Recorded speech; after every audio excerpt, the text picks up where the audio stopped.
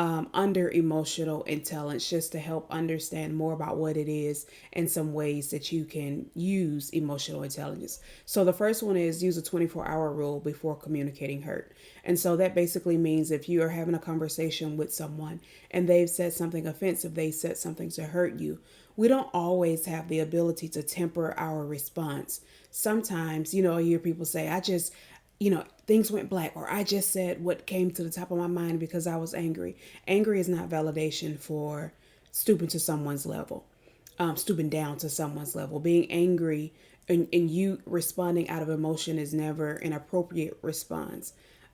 So I say use the 24-hour rule. So the 24-hour rule basically says this: someone says or does something, give it some time. That's all it is. Give it some time and wait before you respond, because oftentimes we can respond right and then the person explains what they mean and it's like, oh, okay.